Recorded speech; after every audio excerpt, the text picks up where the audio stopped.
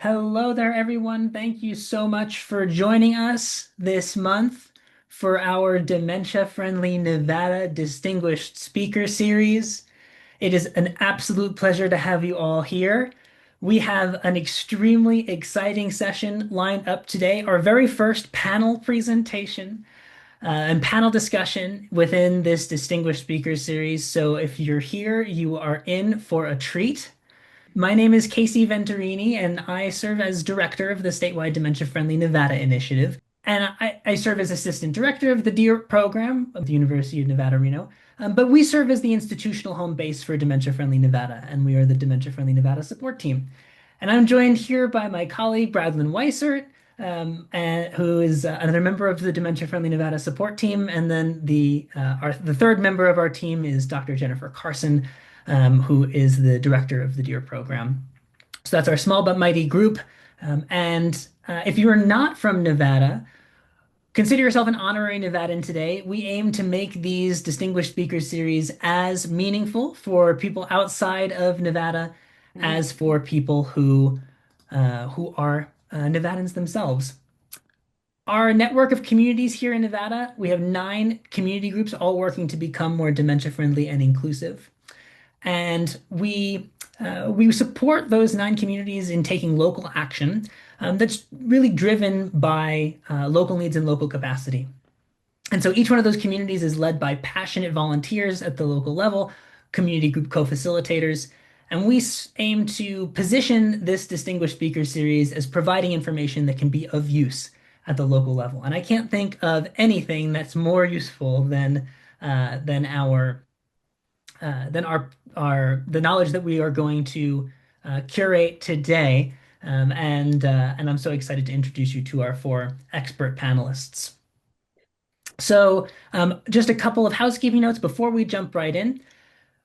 We are going to start out with some mini presentations from each of our panelists. And I will say during those presentations, please feel free to put questions for our panelists in the chat box as a way to make sure you don't have to remember them for later. But we will save questions until a Q&A portion at the end of the session today. Following the mini presentations, we are going to move into a true panel discussion where we have I have a few questions that I am going to pose to the panelists, and they'll share from their perspectives. But we won't take all the time because we want you to be able to pose your questions too. So if you have burning questions that you'd like for the panel to discuss, definitely hold on to those. Like I said, you can put them in the chat to make sure to get them out of your mind and onto paper, and I can keep track of them for later. But there'll be a portion at the end of the session today for you to bring your questions to the conversation. So again, thank you all for being here, and we will go ahead and get started today. And so I would like to introduce you first to Laurette Clear, who is going to start off our mini presentations today. Laurette, the floor is yours. I'm delighted to be here with you all and to talk about dementia-friendly reading and the habilitative nature in so many ways beyond the cognitive stimulation. It is a soul tending of sorts and gives us that substrate which connects the reader and the listener and gives us a sense of our place in the universe and our place in the human story. So I'm going to pull this up. I'm going to screen share. So my company in particular, Nana's Books, was started in 2017 when my mother-in-law was living with Lewy body dementia. I was a school teacher.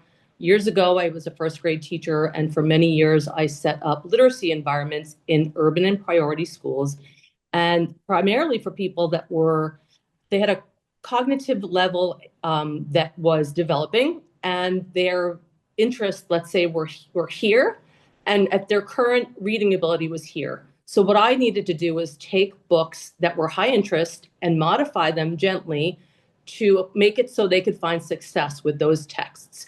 And so I would take an X-Men comic book, or you name it, anything that was, Anne of Green Gables, whatever tickled that particular child's fancy. And I did it with adult readers as well. And that is kind of how Nana's Books was born because I started to do that for my mother-in-law, who was living with Lewy body dementia in Massachusetts. I was living in Connecticut at the time. So really, Nana's Books was a COVID innovation of sorts. It was really just me with a manila envelope driving back and forth to Massachusetts with my kids and my husband and different combinations thereof. That's my mother-in-law there with me and with my daughter Ingrid. She was an avid reader of the Boston Globe and the Patriot Ledger. She loved her large print fiction. She loved her library, the Paul Pratt Library in Cohasset. When things started to become challenging for her, she was no longer going to her bridge game anymore because cognitively it was just too much for her, too complex. I mean, bridge is extremely complicated in my mind, and I think that it became wieldy for her. So over time during COVID, I started to take these books and would be modifying them. The first two, one was The Wit and Wisdom of Ireland, because she grew up in the Southie neighborhood of Boston, and I wanted it to be tied deeply to her identity. And the other one I did was had to do with Sit With Me at Sundown. That was when we'd kind of hang out together. And it had to do with genre art and just the milestones on the road of life. She had 6 children and 14 grandchildren, and had a pretty hard childhood. So being in the sunset of her life, she liked to listen to stories and loved fine art. So that was where the books began. And this is just to express that this graphic, it's about a paradigm, it's about perspective. And this graphic that's pretty well known on the left-hand side is just all the different terminology. And on the right is just, we're coming from the beauty of it, the strength space, and we want to bring people something that's redolent and that resonates with them and that brings them joy, and that we don't have to, let's say after a long day of work, sandwich between going home and let's say making dinner, to have that big lift and to have to dig deep and to make a conversation. The books were designed to give you that entree, just that entrance into a chat and to be able to enjoy one another. And in the back of every book, there's a conversation guide. So that makes it quite easy as well. And it's not an interrogation. It's got deep intention, and it's just declarative statements and things to go back and find, or things that are observational and that are light and that are relatable and that help you kind of tease out those common threads in life. Just got back from the Eden Alternative Conference in Atlanta. I spoke on the 10th of March. I had a skeleton crew. My crew's bigger today, and I'm so happy to have you. Truly what we're doing is we're aligning with one another within our communities, whether that is our home, residential care, adult day services, palliative care, pastoral care, so forth. And really it starts with your identity. So I'm not going to go through the whole diagram, but we really do, with my books and with Mirador Magazine and with the Sage Gazette newspaper, through our different publications, we want to hit upon these domains of well-being. Very, very important that we're able to do that for people and to give them these tools for togetherness. So we're really mindful about that, and we're very passionate about these materials.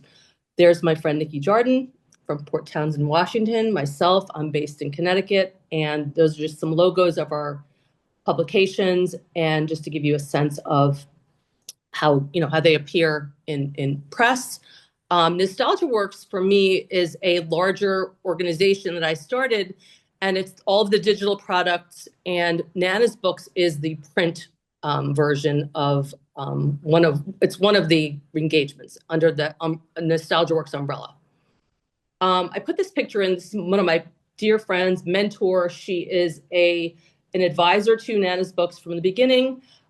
In the picture on the right, she's 92 years old. She was born in Waterbury, Connecticut, to Lithuanian immigrants. And reading, she was parentified very early on. She was working, everyone was working. So reading was something that was aspirational for her. So between those two photos, there are 89 years, because the picture on the left, she was not quite 2 or 3. And just to give us the sense that there are so many stories to be told, and we can help people and support them with self-authoring. And she's holding the talking stick there, which I think is so cool, because we've handed back the talking stick. With us today, we have Christine Droney, dear friend of mine. Met her through my sister and the raising up of families. And we really always kind of circle back to within the joys, we also know that at the heart of care partnering, there's grieving going on, and we want to be really sensitive to that and give people that bi-directional feel good moment and give them a sense that their labors and what they're doing and just all of that has um, the context and that the position in the human relationship, and we're really focused on helping people make meaningful connections and transmute grief through joyful experiences, and again, and not discounting how they're feeling, and to kind of give them the opportunity and the safe space to say, is my grief welcome here? And we say yes. This, I love my friend Nikki Jordan, Mirador Magazine. This is her Aunt Rebecca. She's going to tell you all about Rebecca, who is also an avid reader like my mother-in-law. And this speaks to the fact that every reader has the right to read. They have right to their own belongings, their own, their own hairbrush, their own reading materials, their own Barco Lounger, whatever it is that they love and that, like we all do, things that are important touchstones for us and that give us a sense of home wherever we are. So Mirador Magazine is a tool that Nikki came up with to really bring people into arts and leisure and culture and activities and great conversation and learning. We continue to learn and grow and change and evolve. I do tell the story that my mother-in-law, I did not know her very well. I lived out of state, and 30 years deep in our relationship, very congenial, I did get to know her through, as Marilyn Rakel says, the prism of dementia. So that was such a blessing and an end of life or a late life gift for me and my family. We need companionable support as we parse our lived experiences. So we're in life review. So these are different individuals on the road of life and using different modalities with digital and print media, nostalgic texts that are evergreen and that are resonant milestones on the road of life, and they are able to have those kinds of conversations with that auditory and visual cueing, which is that scaffold again that I was telling you about. And then people really do like to have a conversation in which they can contribute and they find success there. So, and they remember that from visit to visit, which is lovely. We're getting toward the end. We give voice and context in late life engagement. So whereas earlier on, when we talk about engagement, we're talking about activities and we're talking about art, making art and crafting and, outings and doing all kinds of things. And then later life, we're talking about more about being and less about doing. So these are just some examples of some engagements that you can have around anyone's room, on their coffee table, at their bedside, that they can choose in their time and in their spaces, and they've got that autonomy. They can self-select, and we've got a real variety, a deep, deep variety of content that speaks to the individual spirit, all faith traditions.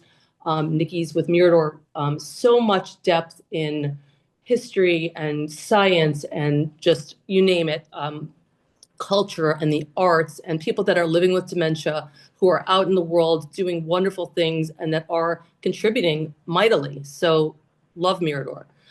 I'm not going to read all this. I can send this to you all later. These are just kind of how we work, how we conceive of reading in the context of an ordinary day. It's not a program. It's not something that anyone is needing to facilitate or administer. You can page back and forth, forward and back. People really are very concretely aware of how a book works, top to bottom and so forth. And that's something that, rather than, let's say, a fidget, is something that people like to have something in their hands, that whole, just that connection with that binding us to the earth, binding us to one another, and having that tactile sensation. The books and the magazines and the newspapers all have a beautiful hand, and it's what we know and love. So we're providing a bridge. And lastly, mindful libraries, the combination of our work. There's the QR code. I have a QR code in my my green screen there. Feel free to reach out to us at any time. We're here to support you. We absolutely love what we do. And if you reach out to us, you will get a hold of us. We're it. We are the behind the scenes people. and the front of house people too. So thank you so much for giving us your time, and I look forward to hearing from everybody else. Thank you Okay. so much, Lorette. And I'm looking forward to unpacking some of the finer details of what really makes the magic of Nana's books in our conversation here in a moment. But you talked a little bit about Mirador and Nikki Jardin's work, and so I will happily pass the mic to Nikki as our next presenter today.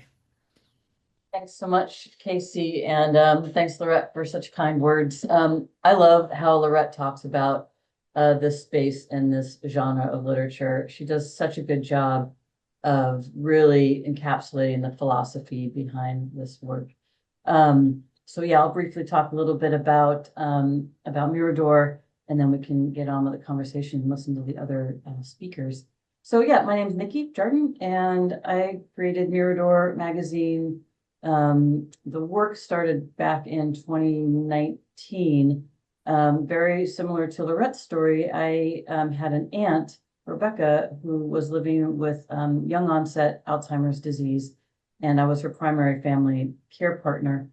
And one of the things that I noticed pretty early on with Rebecca was that she stopped reading, and it was a big touch point because she was such a voracious reader of all kinds of things. She in magazines in particular, she really liked her Smithsonian and her Atlantic and her Oprah and her, her National Geographic. She loved to learn about, she was really big on, animals and nature. She liked history. She loved pop culture. She liked learning about music and art. She was very, well-rounded in that sort of cultural way.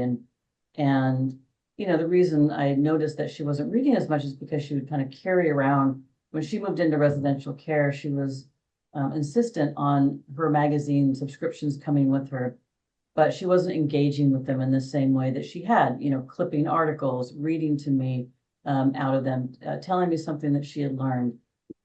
She was very, very curious and loved sharing that knowledge and loved learning and loved talking with people about these sorts of things. Oh, did you hear about? Or I just learned about XYZ. She also loved reading as a, part of her volunteer work. She would go to her local library and read out loud to kids. And in fact, when she moved into residential care, she liked to go into the memory unit and read to people in there. And so it was a big part of what she was about. And as her cognition changed, her ability to access those magazines and those books were really limited. And so, noticing this, I went online and to purchase dementia, inclusive publications, in particular magazines.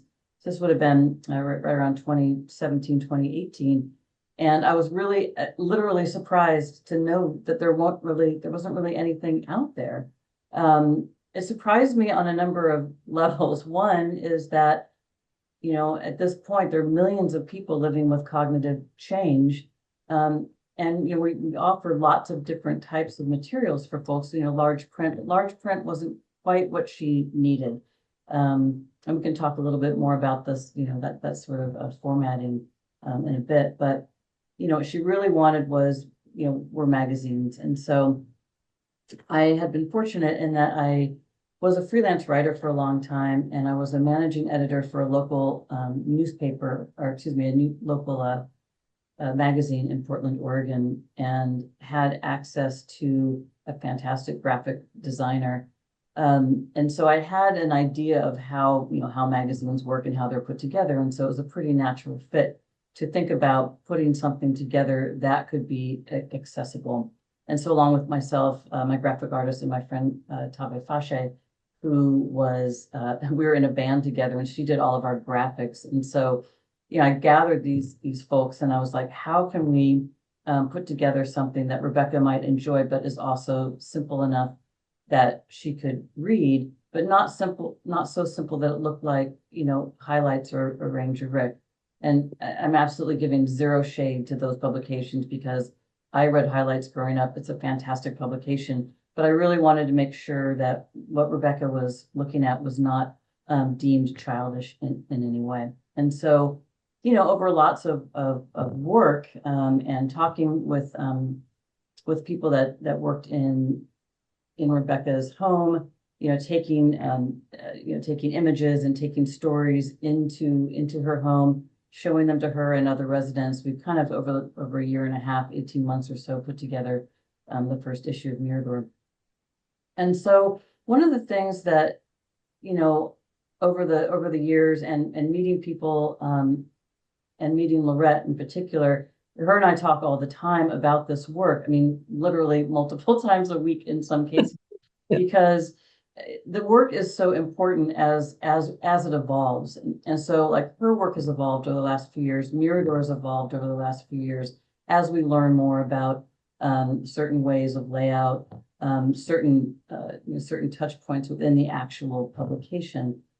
Because the most important thing is not just that people can access the images and access the text, but that it actually resonates with what people are looking for. And so, in Mirador's case, we cram a lot of stuff into those 32 pages because I really wanted, something to have to hit for somebody who's looking at it, something in there would interest them. So like if I'm reading National Geographic, say, there might not be every single article that I would be interested in, but I would probably find something that would interest me and that would keep me engaged in that. And the same thing with Mirador. So we do a lot of art, history, culture. We put travel in there, food. We do have activities in that can be done by people by themselves or with others. And the reason for that is, as readers, all of us are probably readers, we gravitate towards the things that interest us. So we're not going to pull something off the shelf that we have zero interest in reading about. Like I'm sure it's really fascinating to learn about, machinery and how certain motors are put, how the technology around motors and cars. That is not something that particularly interests me. Now, lighthouses really interest me, and I've read lots about lighthouses. So we're going to gravitate towards things that are meaningful to us. And so one of the things that I found disappointing in regards to not being able to find those early, I was looking for things for Rebecca, was that here was a whole world that was now all of a sudden inaccessible to her. The magazines that she really enjoyed reading were no longer accessible to her. And so therefore she lost that touch point of what made her her. That sort of education and experience and curiosity, that desire to learn, that desire to share was no longer accessible to her, not because she wasn't interested, but because she could no longer read the story on the page. And so I think that was something that we're trying to address with Nana's books and with Mirador. I think that would be the case for all of us if all of a sudden something we were really interested in was just sort of grabbed away from us. And so that's really kind of what this work is about philosophically, trying to find ways that people can access those parts of themselves that make them, that make you, you. I think if you're sitting here and you're thinking about what is on my bedstand right now, what is on my kitchen table, what kind of magazines do I get? What do I go pull off the library shelves? Those are all things that really speak to your heart, to your interest, to your life. So I feel like this work is really not just about the actual physical publication itself, although that's certainly important, but it's really more about making things accessible and making things available for people so that they continue that thread of their lives and be able to, keep the world around them as whole as possible. So that is sort of the basic of Mirador and the philosophy around the work, with Lorette's work and with our combined work with Mindful Libraries is what we talk about a lot. So I'm going to go ahead and be quiet so that the rest of the other folks can chat and we can talk more about all of that as we move on. Wonderful. Thank you so much, Nikki. That was so beautifully said, and I love what you shared about making sure people can connect with the parts of themselves that make them who they are, and then creating like magazines that maybe have many different opportunities to connect with many different subjects, as we all would want in our materials. And I know that our next presenter, Christine Droney, has had the opportunity of experiencing the power of connection that these materials can offer, and can also speak to the theoretical basis behind why these are so impactful. So, Christine, thank you so much for being here. I will pass it to you. Thank you for having me. So my name is Christine Droney. I'm a licensed clinical social worker, clinical therapist in Lancaster, Pennsylvania, home of the Amish. So I met Laurie several years ago through her sister, and I am also the daughter of a lovely woman from Ireland, as I am, who is living with dementia. So my father and my siblings and I are companioning our mother through this journey, and it's ever evolving and changing. I also have a postmaster's in palliative medicine, so that is supporting symptom management of any chronic illness. So I really come to this conversation through a grief lens, but a lens that does not dominate the conversation or dominate the life of the person. One thing that I love about the values that we're talking about is, treating every person with the dignity and worth of a person. Sometimes we get assigned a diagnosis, and then you have dementia instead of, you're a person living with, dementia. So how do we companion those folks, and how do we companion the care partners and continue to support them? So I really work through a strengths perspective.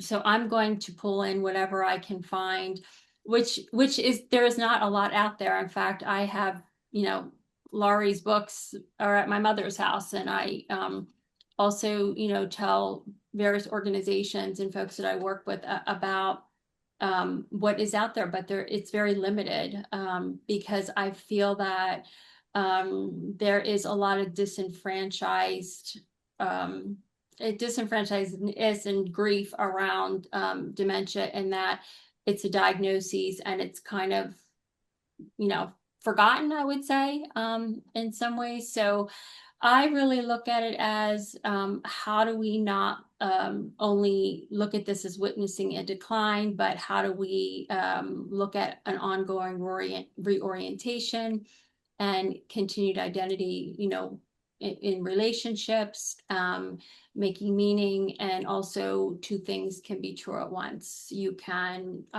come from a grief perspective, and you can hold dual realities of, I'm someone that, or I am companioning someone that is here and someone that is changing. So I work with, like I said, a lot of folks that are care partners, a lot of physicians, nurse practitioners, anyone that is trying to get support.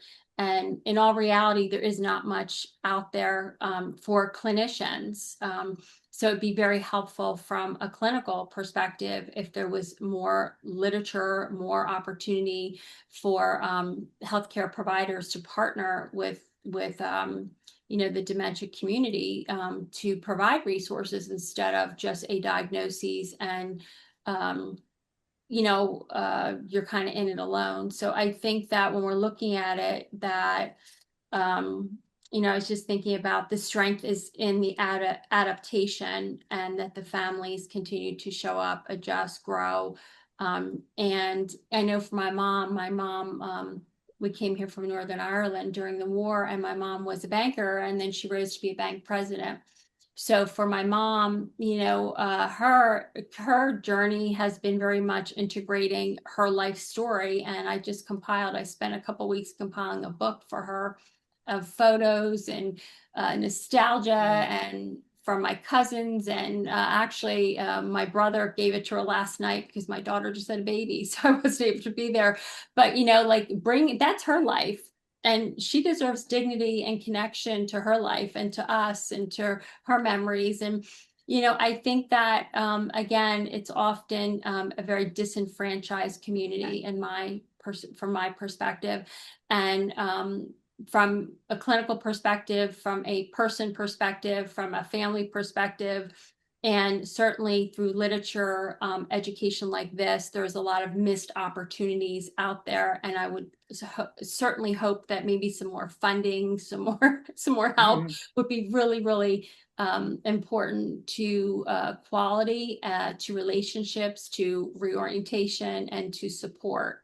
of the care provider. So that's where I come from. I obviously support the grief, but we also have to tolerate the ambiguity and tolerate other things, but we also have to think about like, wow, how do we help, reorient and, need space and reflect and meaning making and life goes on. So that's me. Thank you, Christine, and I love what you shared about uh, I forget the exact word you used, but like consolidating our life story, right? And and and how powerful it is if we can maybe put that story into accessible materials that help us to continue to engage with it, maybe help us engage others who are around us in that story as well. And I know that is something that our next panelist has done extensively. Nancy Nelson, one half of the dynamic duo, Dangle and Dot, and a published author, published poet. And Nancy, I will pass it to you. Okay, thank you so much. Well, thank you for inviting me to be a part of these dynamic women. I feel humbled. Um, my background is, and I'm going to keep it strictly to since the diagnosis. I was diagnosed in 2013 with early onset Alzheimer's. And I was re-diagnosed in 2014 or in 2017, 18 with mild cognitive impairment. From the time that I was first diagnosed, I started waking up in the mornings between 3 and 5 a.m. in the morning, and the words were just pouring down to me, just out of the clear blue. It was dark, it was cold. I grabbed a piece of paper and I started writing what I was hearing from up above. And I wrote and I wrote and I wrote day after day. And I'm guessing probably everyone here has journaled or at least aware of journaling. I felt this was my journaling. This was somebody far greater than Nancy Nelson talking to me and saying, hey, look at this, look at it this way. So I have 3 books that I have written in poetry style because I'm not able to write in chapter style. I can't keep it together that long. And so verse by verse. And it tells a true walking through what I experienced. And as we all know, we're each only us. And so what I experience isn't what you experience or anybody else experiences. But what it does give us, it gives us a way to understand, well, why? Maybe why? Maybe why me? Maybe, gosh darn it. Maybe let me make something out of this. Let me give back. And so what I did was I wrote these books. And the first book I wrote was just boo, boo, boo.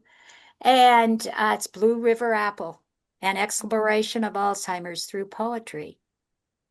And it's raw, it is raw because I didn't understand it. My dad passed in 2002 from Alzheimer's, but I was a daughter and boy, I was living life good, midlife. I got the diagnosis when I was 69 years old. And so I never thought it was going to happen to me. And unfortunately, I was not around him when he was going through what he went through. So anyway, and so that book was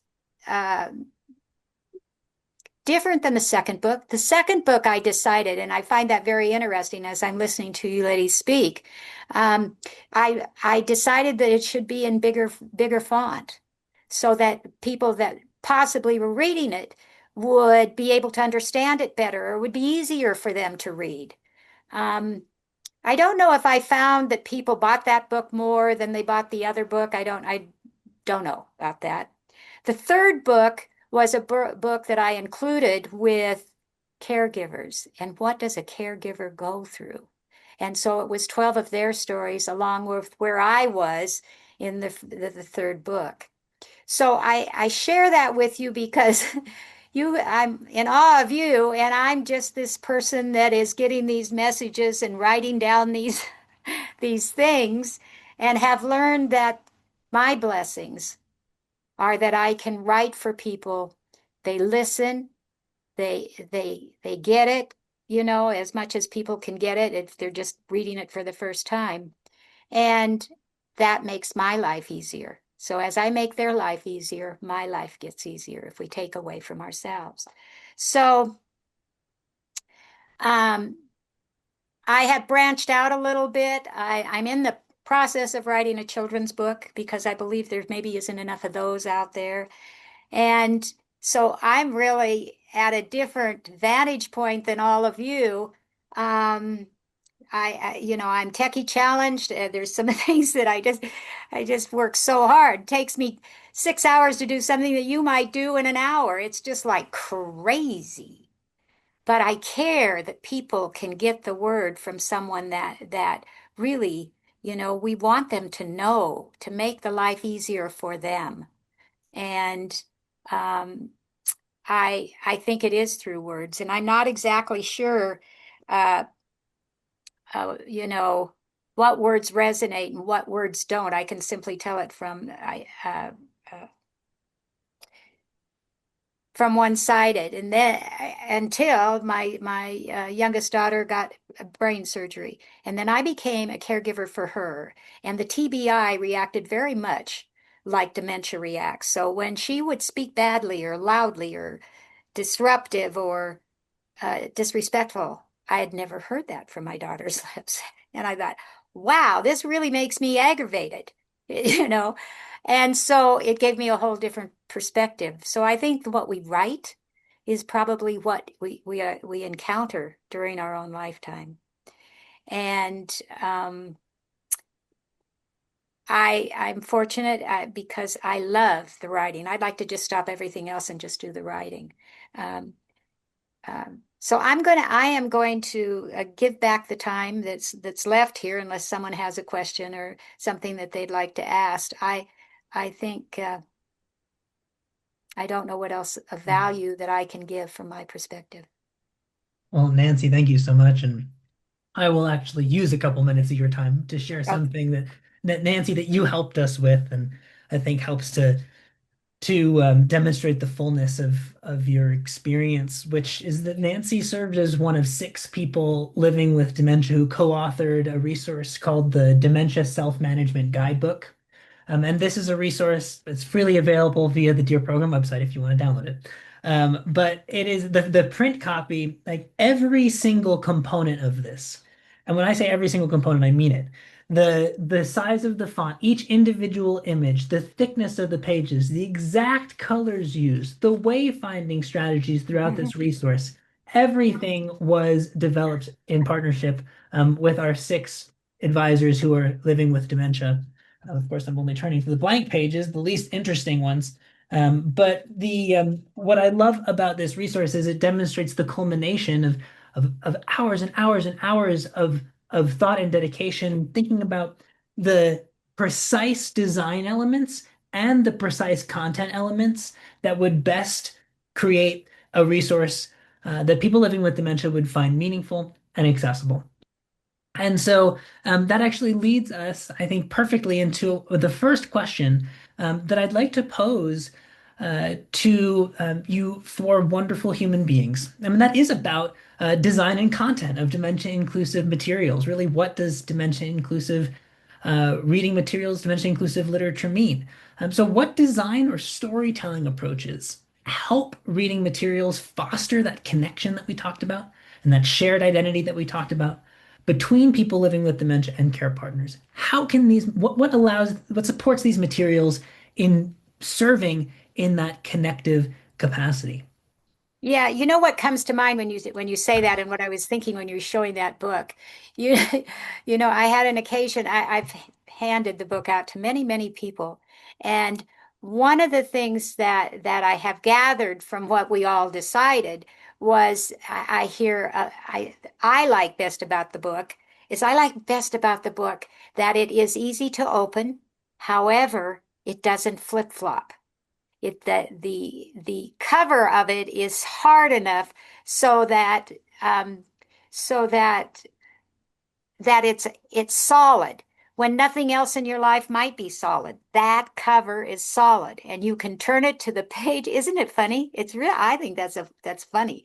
And you turn it the page, and again, it's solid. It's not flip floppy, and I like the spiral. Yeah. So anyway, just a notation, a Nancyism, if you will. Thanks, Nancy. Um, so for our any of our other panelists want to chime in on design or content elements that you feel are good examples of what makes something dementia inclusive. Can we mention that large font, right, as maybe something that our minds immediately go to, but how can we think beyond that? I see Nikki has the mug up, so I will start. And this is something that we talk about almost daily. We are iterative. So anything we do, we revisit, we go back and back, recursive, and in a recursive way to make sure it is the most habilitative, the most user-friendly for our readership and for their care partners. We are very invested in companion reading. And so what we did a few years ago, I had seen that the Braille Association had a new font called the Atkinson Hyperlegible font that I read about in Fast Company, and I freaked out. I immediately got on the phone and called Nikki. It would be like, someone saying like their favorite band is coming to town, but it was me calling to say, Nikki, you're not going to believe this. So we remastered our entire collections with the Atkinson Hyperlegible font, because for people that are living with cognitive change and changes in visual acuity, this font is the most habilitative and the most, usable for them in different lights. And our books and magazines, and newspapers are low glare. We're very conscious of that. So that's something that, that was no small undertaking at the time. I don't know how many, but I have 47 books now. Nikki has 16 magazines and anthology. She's got all kinds of works that are, complete. So we completely went back to the drawing board. And then we're also to change it up because we love our people. And we went back to the drawing board as well because we got involved with the DEEP guide, the Dementia Engagement Protocol guide out of the UK, which we take very seriously regarding the spaces between every letter and every line and the white margin around the perimeter of the page. And honestly, the way the content flows, like Nikki can tell you more about her content and how it flows and the science. So we're behind that and her rationale. So we are sciencing this like to the nth degree, because we feel that in addition to, for my work, as I said, it's based in genre art that is involved in faith and, let's say your identity, whether it was, let's say you're part of the LGBTQ community, the BIPOC community, you are somebody who is a real nature lover, anything that really warms your heart and that is something that you feel that you identify with, non-denominational Christianity, Judaica, Sufi mysticism, Rumi, anything that makes you feel like you and that honors your spirit and is dignified and you want to have around you first thing in the morning and when you wake up in the middle of the night. That's what we're looking to create. And again, we're very, very intentional with the formatting and the textual analysis. We give it to people. We're part of a sandbox. We can talk to you a little bit about that. But I'm going to hand it over to Nikki because she's got a real sense of just the progression and what's on the page. Thanks, Lorette, and thank you for mentioning the DEEP guide. I meant to shout those folks out because they're instrumental in helping create the template for Mirador, because again there wasn't really anything out there to get started with. I like to say sometimes, like, if you look at the very, very first issue of Mirador, it would look absolutely nothing like it looks now. And part of that is because, I discovered the DEEP guide, thankfully, early in to really help kind of bracket how each page looks. So we talk a lot about the design elements.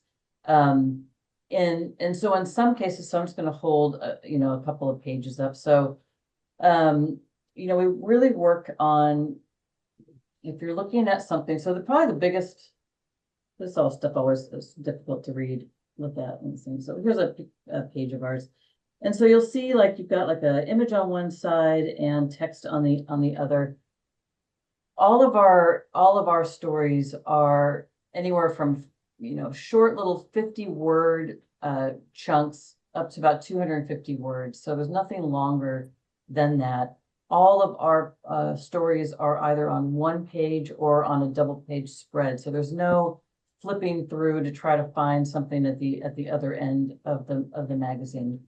We use a lot of illustrations, but we really, if we're going to use illustrations, we look at using very fine art or photographs, because we've learned that if you use too much illustration that is sort of, caricature, it can be very difficult for somebody to orient. So using photographs, fine art are also one way to make these publications more accessible. And there's another technique that we use, which is kind of, you can kind of see it here. This is a story about, this is out of our recent issue. This is a story about ballpark food concessions, the history of ballpark food for concessions. And so, you kind of see that each of those paragraphs on this page here have a little bit of highlighting behind them, a little bit of screen color that kind of help pump that, pop that text out. Again, we use a 14 to 16 point font. We don't use any italics. Everything stays in, non-italicized. We also do little things like you wouldn't really think about, but like, again, these are kind of fun little things. We never hyphenate. So words are never hyphenated at the end of our sentences. They're all left justified as opposed to full justified. And, typically like a newspaper uses justified text. So you've got those very neat columns. They're necessary for typeface, the way that they have to make those columns. We use everything left justified. It helps the eye read something more naturally along the page. And there's something that can happen in justified text. I don't have an image of it right here, I'm sorry. But if you look I want me to show you. Yeah, so if you look at like a justified text, you have something that's called a white river that kind of can run through the Try to fix this. Hold on. Oh, it's okay. So if we go left justified, as you can see, Lorette's here, I can do it here. Sorry. I'll get up. Yeah, so you can sort of see like the eye will kind of run through as it sort of breaks. It's not in a single column. And so a justified text, regular justified, can kind of create these weird gaps in the paragraphs.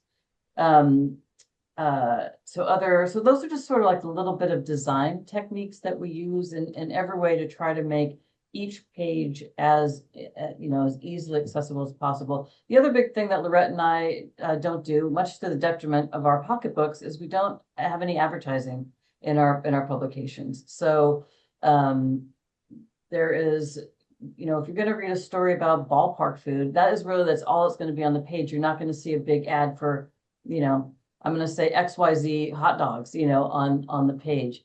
And there's a big reason for that. People ask about Mirador advertising a lot, like, would I ever take it? And the answer would be no. And it breaks up the line of the page. It breaks up that ability for people to really zero in on what they want to read about. But also my aunt was a big fan of advertising in magazines, and particularly if it was because she read National Geographic, if there was anything on there about donating to save the animals, she would be picking up her phone and trying to do that.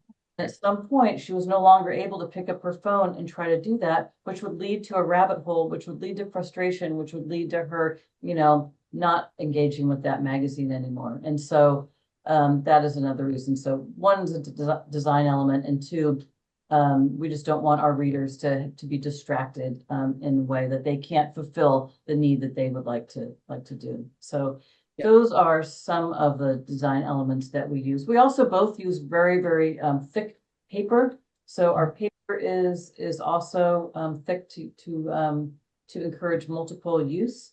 I literally got this phone call today. I'm not even making this up, from a reader that said she really appreciated the magazine because her husband has read a couple of the magazines 20 or 30 times. Like, he just keeps picking them up as if he's never seen them before, day after day after day. And so we really make sure that those publications can hold up to that use, so that if you're looking at them for the first time, maybe they had shown up yesterday and you looked at them yesterday, but today is a brand new day for you and you're picking them up again. And so we want them to hold up to that sort of use. So I don't know if I covered everything there, but Lorette, you can certainly chime in if I missed something. I'm wondering, so if I share the screen, it won't help as much. I'm trying to figure out how I can share, I can get out of my my green screen, and then I will join you all. But yeah, so on that note, my books, Nikki, Here's a page of Lorette. Here's Lorette, one of my favorite things. And I've got oh, you can't, yeah, got to lean back a little bit. So Nikki's holding it up for me. Thank you. So this is a book. This book is called Love is Love, and it was based in a book that was done. The sticker on the front there. A book that was done by Hugh Nini and Neil Treadwell in New York City. Their book is called Loving, and it's got about 1,000 pages. They've got the largest archive of men's, over the years, their photographic, it's the rotogravure. They've got everything from tintypes to, they've got Polaroids and black and white photographs and sepia tone photographs and cabinet cards. So some of my work in this book it's all in the public domain. As you can see, it's left justified as well. The most text you'll ever see in any of my books. That's a full text version. And I have 2 books for the LGBTQ community that were done by request. The Love is Love book, and then a Many Splendored Thing book, which I have is here. And it really is, it's poetry, love poetry, one, and quips about love in the other that are very famous and very resonant. And some of them will make you sigh and some of them make you chuckle. So the Love is a Many Splendored Thing is a minimal text book, whereas what Nikki just showed you, Love is Love, is a full text book. And then I also have wordless picture books, not too many, but it's all grounded in using the closely paired text with the image. So you can scaffold those kinds of conversations because it really does support, the image supports, and there's depth of field. So it really does support the words, and it gives people the tools with which they really dig deep. I've got, books about birds and books about that are hymnals, let's say, or for veterans, or veterans, a songbook, or Christmas carols, or lullabies, and they're compilations. So they've got around 50 pages, 40 to 50 pages, depending.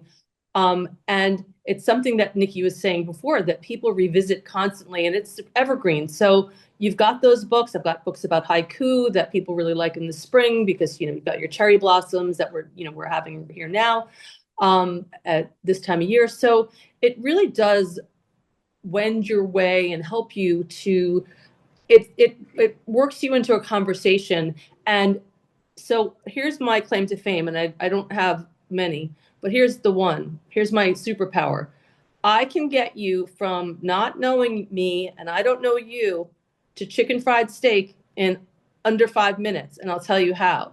So I went into a veteran's home and I met with the man, and I had one of my books, and I don't know if you can see it here, but here's one. I thought of it because it was on the top of the pile. But anyhow, he paged through, we were chatting, and he was kind of getting the preliminary, like the preview, and he was doing a picture walk, and it was all cool. And then he got to the page of the US Navy, and he was talking about the mess and the mess hall and all this stuff. And he said, when I was deployed, all I could think about was getting home and getting good food and getting back to my, he lived in the South, to my wife. And I was young, I was married at 19, and getting back to my wife and my new baby and my chicken fried steak. So we started to chat about like Shoney's and the restaurants in the Deep South. And we were like a house on fire, and it all came from, and then one of the women that worked there, I think she was a CNA or, I don't know her role exactly, but she came over and she was like, wow. She's like, he really liked you. And I thought, and she said, he doesn't talk to anybody.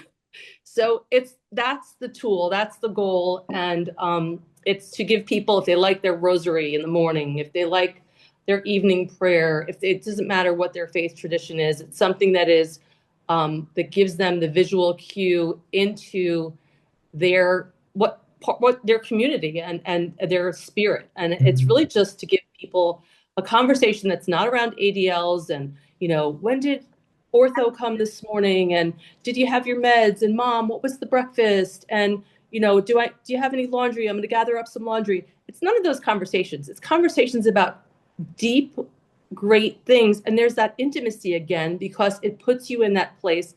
And don't forget, when you're living with word finding challenges and challenges with your cognition, your short-term memory is not quite as strong at all as your long-term memory, your long-held, your spirit, your feelings, so it's very therapeutic to have the conversations that have to do with not just about the mechanics of me, but about the love of me, the thoughts of me, my I choose, I think, I do. And people just love that because no one's engaging them on that level anymore. So Mm. it's such a joy to go see people and have those types of really deep, meaningful conversations, and you learn so much. I mean, people are jewel boxes of just beautiful experiences that they've had and that they are loving sharing. And there's like an afterglow when you're walking out and you come back. They might not remember what you talked about at all, but they remember that they liked being with you very much. So That is so that's a true. treat.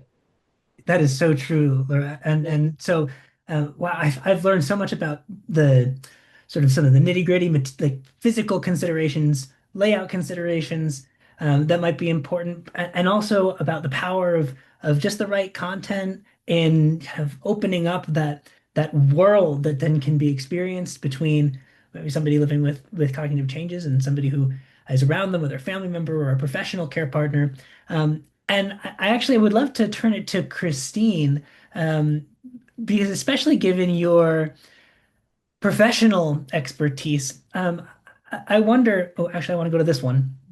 I wonder if you could kind of continue this conversation about how dementia-inclusive literature can serve as an opportunity to think about our lives more fully, right? We have great examples of literature like Mirador and Nana's books that are not about dementia, right? But can invite conversations about our lives. And we have examples like the Dementia Self-Management Guidebook, like Nancy's books of poetry that are about dementia and that can start conversations about people's lives. And I wonder, from your experience, how can this literature really serve to fully honor the complexity within the experience of living with cognitive changes or being a care partner, and how can it honor where we are and also set us up for a path of continued growth? So, listening to Nancy described perfectly what we call narrative therapy, which is basically what everybody's doing, right? So narrative therapy is evidence-based, and it's putting your thoughts, your art, whatever down, you get to tell your own story. So how do we look at relational storytelling, in this way? And because so much out there is pamphlet driven, looking at individual decline. Right. So in terms of my world, in terms of like the medical world, the psychosocial world, it's very doom and gloom, and it's very different than what you all are doing here. So I think looking at really important, the sensory anchors, like you were saying, Nancy, and the importance of what you're holding, the fonts, that type of thing. But I think in my world, what I hear is, dignity first, again, keeping the relational storytelling, the continuity of self. And we can also do that through maybe books that provide prompts that if you're companioning someone that is living with dementia, getting a book together with prompts so that their care partner or whomever they're with, question and answer, right? And you're kind of jotting it down. So that again is another form of narrative therapy. Again, accuracy and not correcting, accuracy without erasure. Language matters, not your language. Whoever's telling their own story, it's their lived experience, right? And again, centering it on the lived experience is the person's lived experience. And again, I think super important is accessible design to, if we're looking at like maybe doing a prompt book for a care partner and someone living with dementia. I did this past summer, I did 3 sessions with some other folks, narrative therapy sessions, introducing it, teaching it to other clinicians, and also having just, folks attend. And it's so well received because it's so different than sitting with a therapist or somebody telling you your story. You get to write your own story. So when Nancy said all the words are coming down, narrative therapy, like total evidence-based, everything you all are doing. So I don't know why we're getting pamphlets that just say, that's what we get as in the clinical world.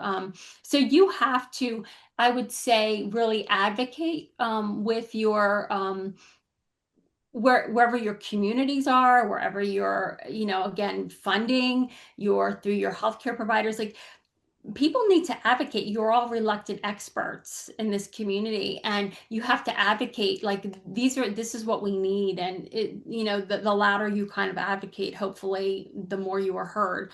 But I really think that everything that you all are doing is the basis of all of this. It's just that it's not out there in terms of the accessibility.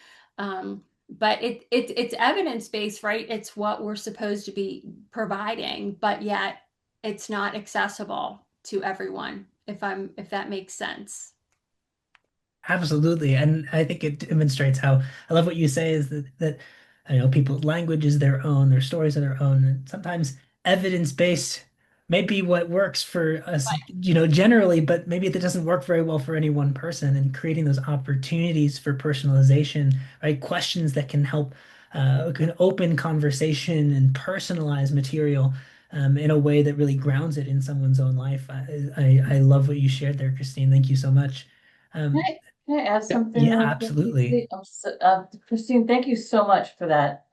Really love the way you encapsulated that. And one of the things that I think, Lorette and I try to do is when talking about the sort of, there isn't really a lot of, I think there would be more interest in these sort of materials if people knew they existed, because it's such a niche genre in an already fairly niche genre of needs. And I think that's growing.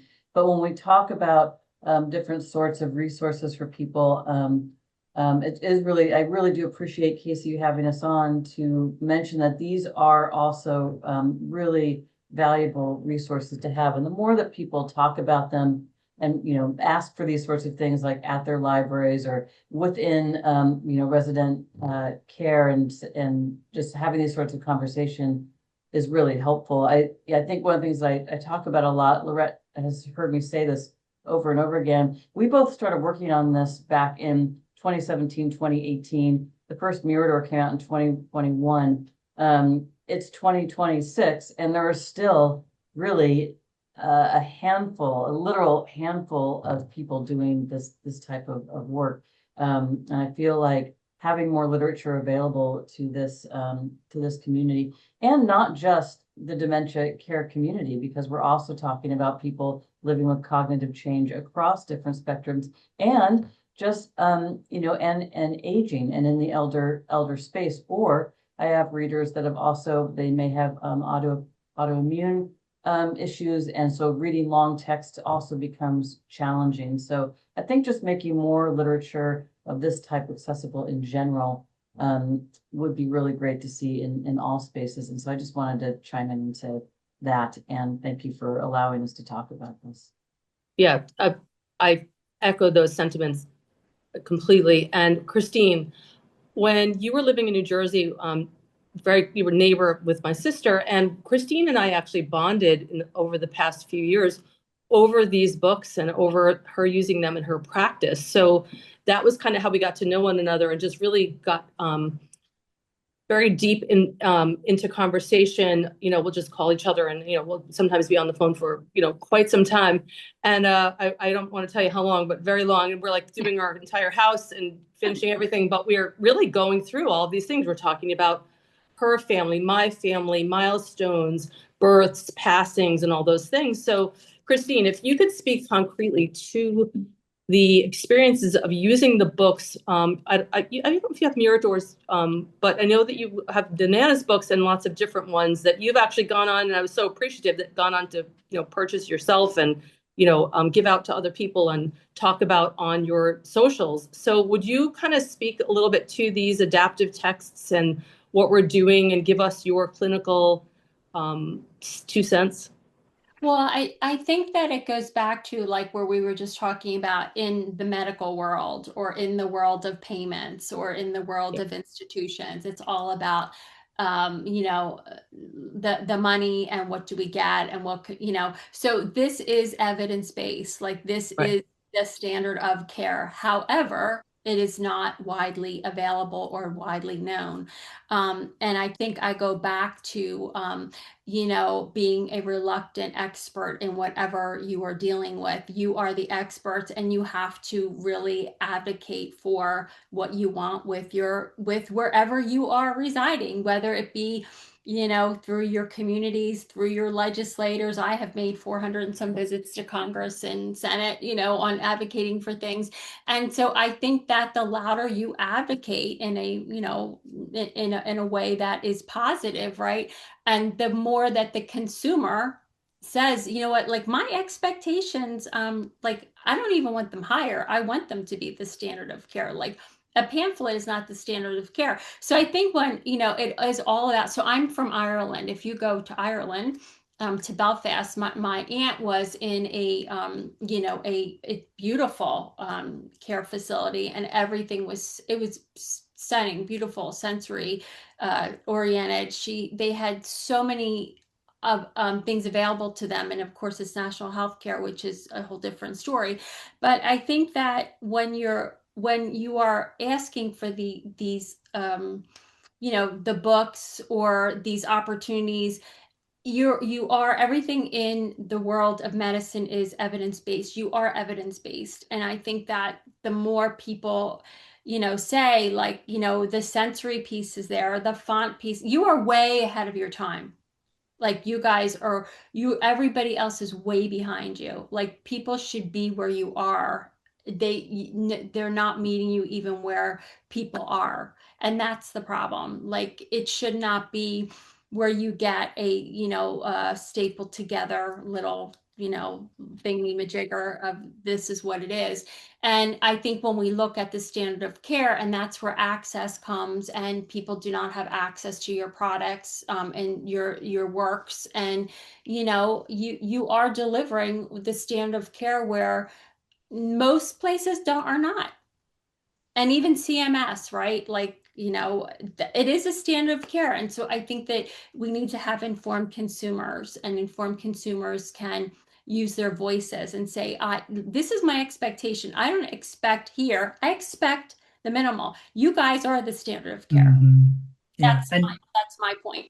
and you have to ask for it. I love that, Christine, and I hope that this conversation inspires everyone here, right, to make those asks, to demonstrate the need, both in your personal lives and your professional circles. There's clearly need for as Nikki was sharing, more of this sort of high quality dementia inclusive literature that can prompt connection and that, as you say, Christine, meets the standard of care and exceeds it. And so that actually I think leads us perfectly into our last question here.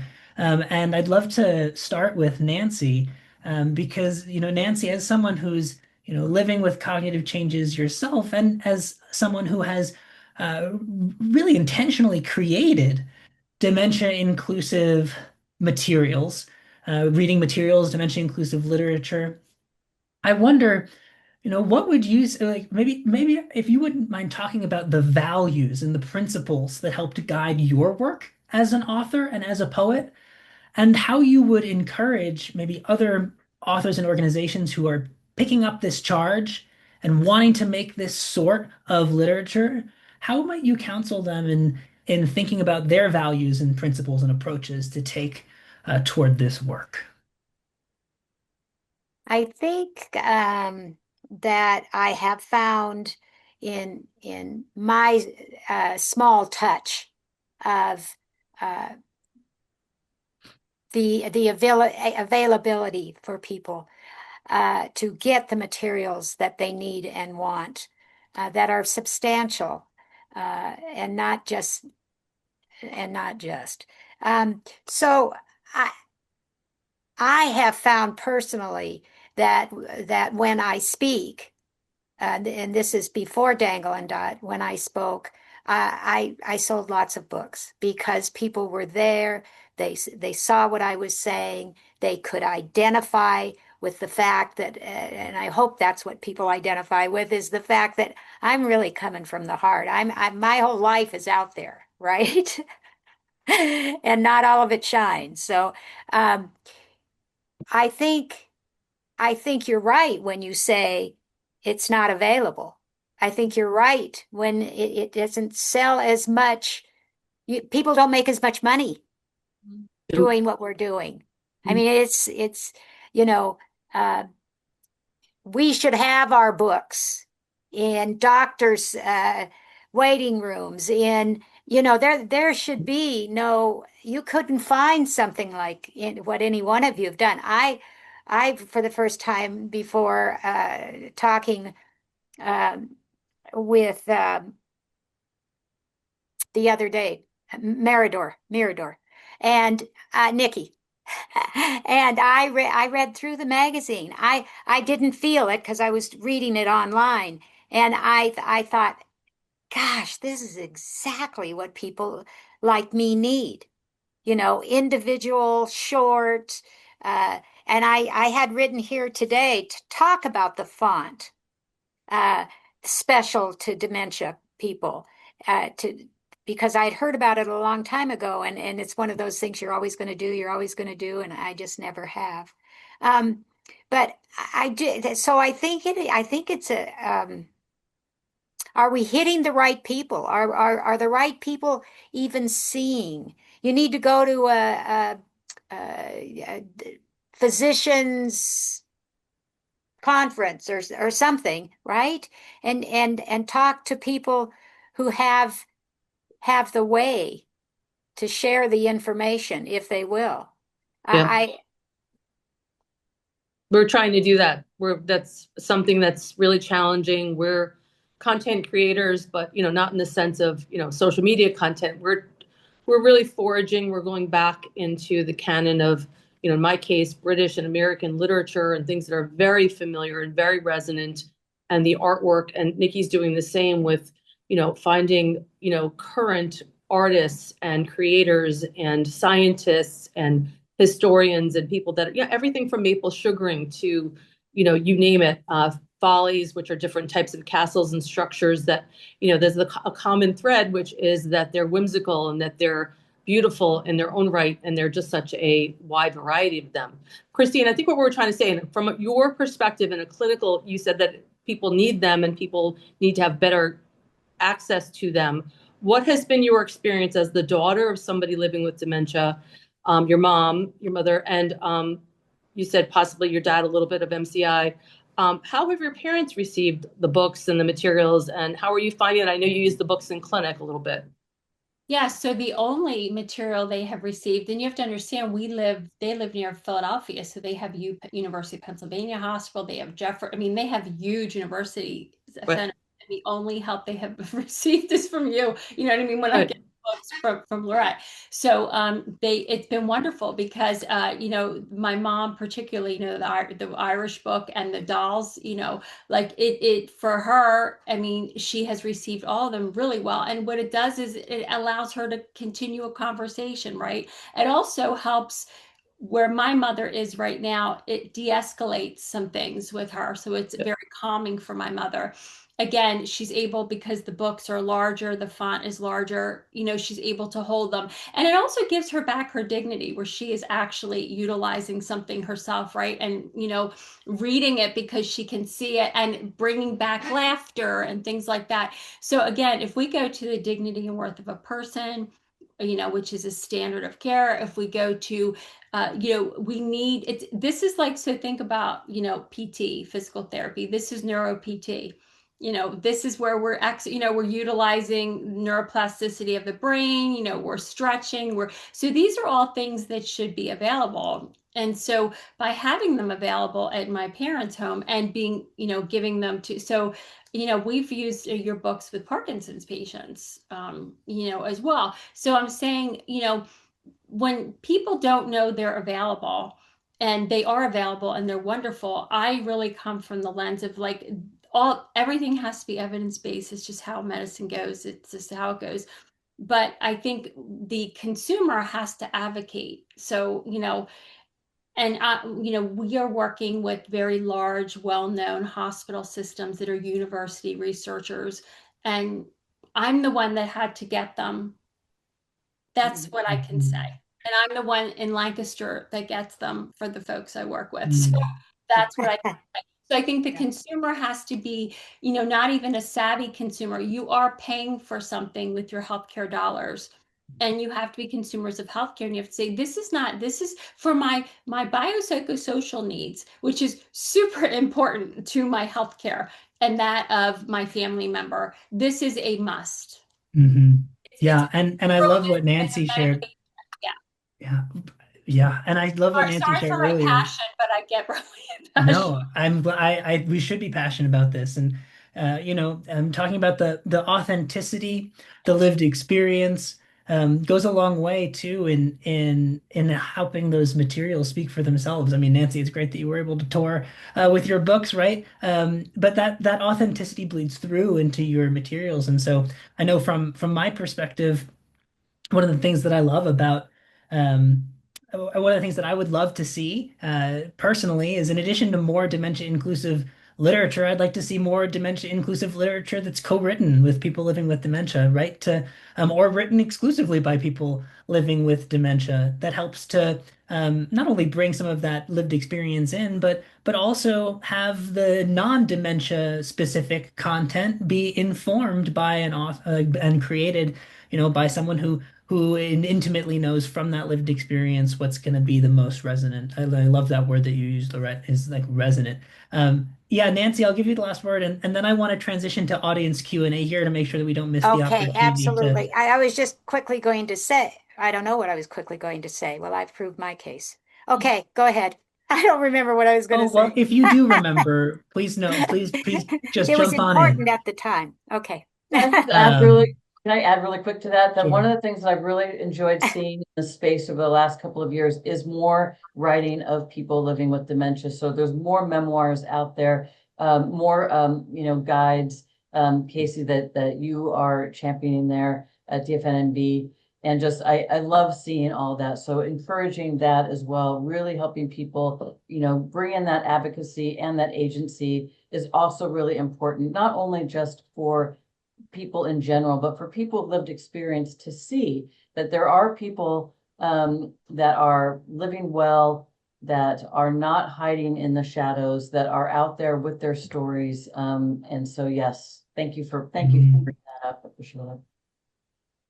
Well, we have about 10 minutes left today, and I don't want to miss the opportunity to take questions from everyone who's here, if there are any.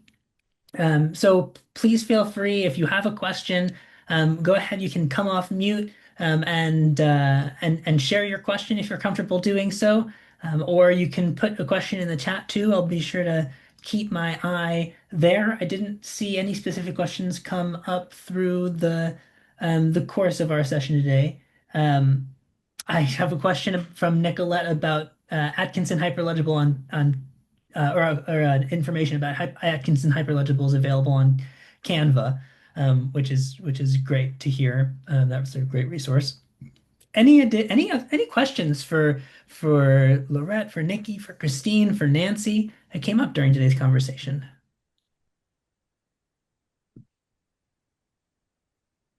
Yeah, was just wondering all of this wonderful information that you just shared with us and what you found works. Have Is there any thought of forming like a council or an advisory group for those people who want to do it so that they may be more successful and be hopefully more um, renowned, for lack of a better word? Oh, and I want to share one thing. This is a beautiful puzzle, and my husband received these as gifts. You can see the 35 pieces, very extremely well made. There was just one problem. The cover of all of them. Yep. See it. Says that. Yep. So I couldn't get past presenting them to him because of that. Yep. And I mean, it's just a single, in my opinion, little flaw and a wonderful, wonderful, you can, they're memory books in the form of jigsaw puzzle. They come with, have you ever seen wild horses in nature? Suggestions like that. But just that one little flaw to me is just. Yeah, thank you, Mitzi. Yeah, I wonder would any of our panelists like to speak to this notion, a great notion, I think, of a council or maybe a body focused on dementia-inclusive literature, and then also that secondary question about maybe the double-edged sword of putting dementia on the cover of something or making something very, very clearly labeled as for people living with dementia. Yeah, we're very, very clear about that. We don't have Alzheimer's, dementia, anything mentioned anywhere on our products, on anything to do with something that a consumer receives, or if there's someone that's going to attend. Let's say we're giving a talk and the care partners will be there together. We are very sensitive to that because that's not what people lead with. It's not their dementia or what they're experiencing. They're our guests. There are consumers, there are customers. We're grateful for them. We're grateful for that, that bit of confidence, that vote of confidence for, partaking in our goods, right? These are really meaningful to us, and we know they're meaningful to us because we know they're meaningful to the community. But what we're finding is that there are people that are entering the field and that do not have a background that are putting together. You can go on Temu or one of these companies and have anything you want printed up. You can have a puzzle made up. You can have a T-shirt made up. You can have paperback books, saddle stitched books made up. You can do anything. But that doesn't mean you have a background in it, and it doesn't mean that it's going to be good for people, and it's going to be mindful of their psyches, their feelings and who they are, and a lot of times it's people that make a big splash initially, or they enter into the field, and we're just kind of scratching our head thinking, how did this get by? So it's kind of it's the Wild West. There's not a lot of regulation, so therefore we're self-regulating in more ways than one, because you have to keep your emotions in check when you see some of these things, because Mitzi, it is so frustrating, and it's not what we want for the community. So we're really working to break stigma and to have programs that aren't gated from the public, that people can go on Amazon or go on a website, go on Mirador's website, or get my stuff on Amazon, or get things off of my website. Just, one of this, two of that, where it doesn't have to be this giant,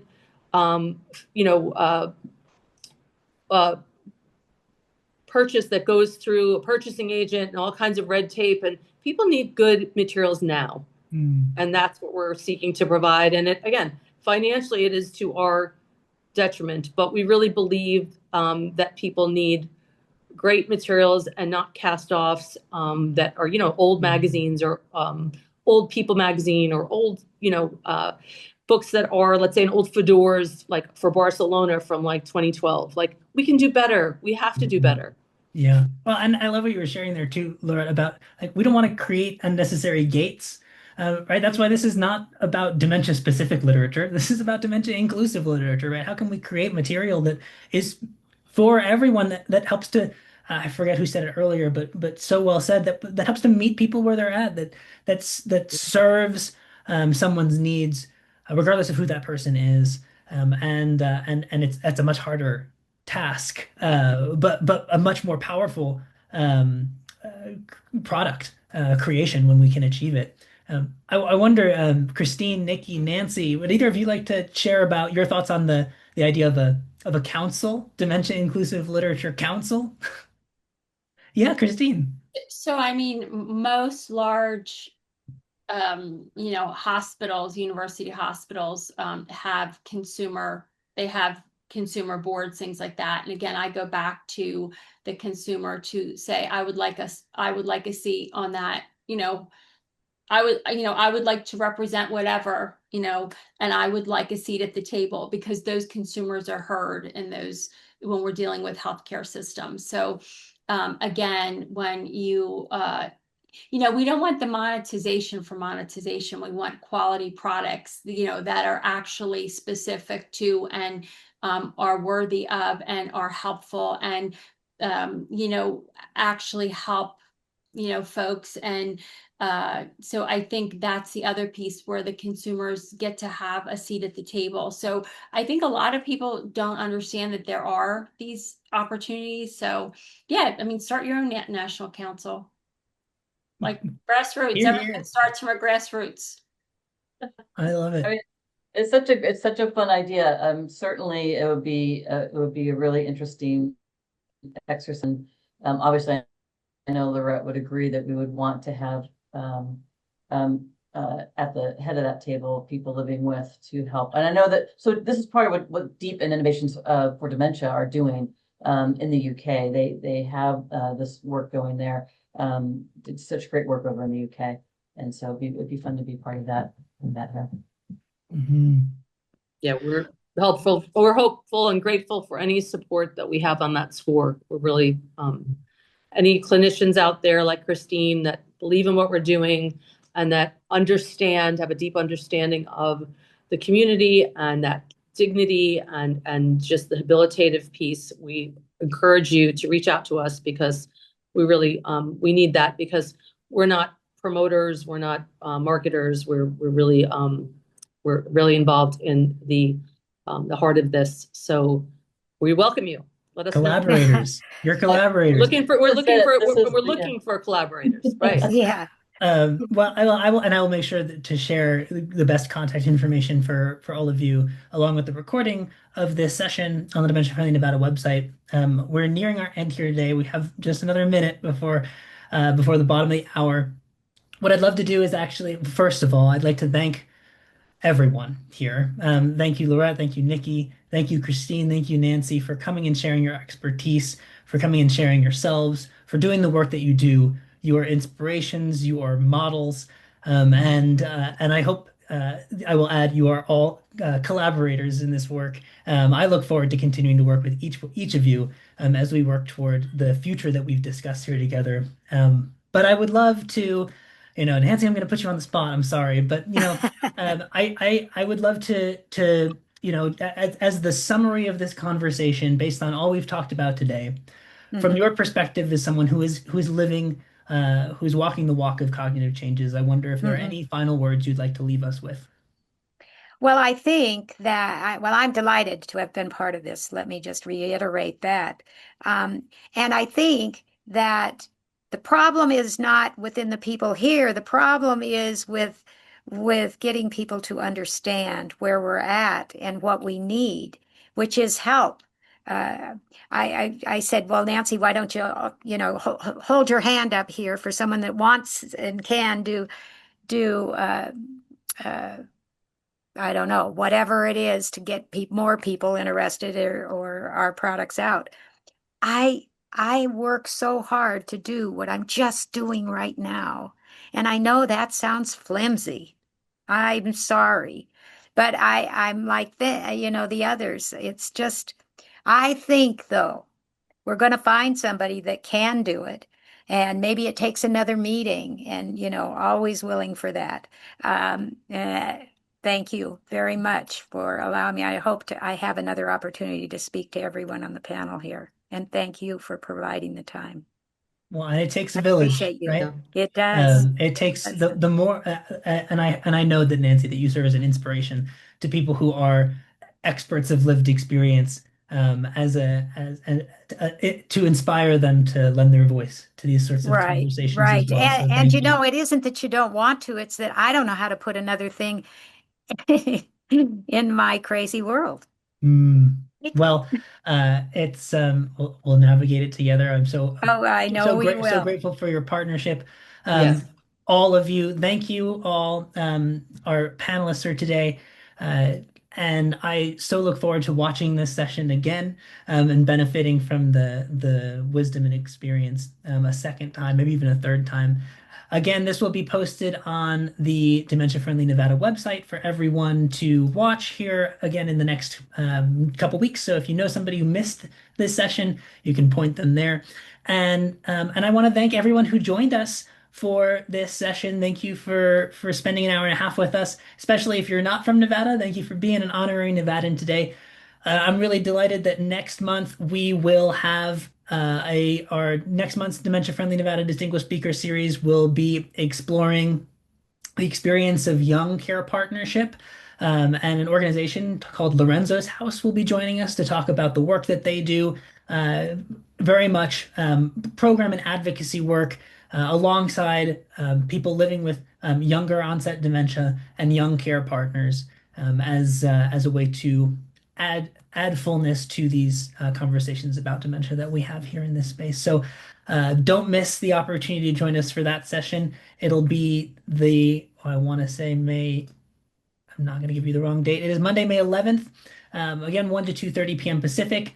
If you're on the Dementia Friendly Nevada email list, you'll get a notice about that. If not, check our website and join our email list.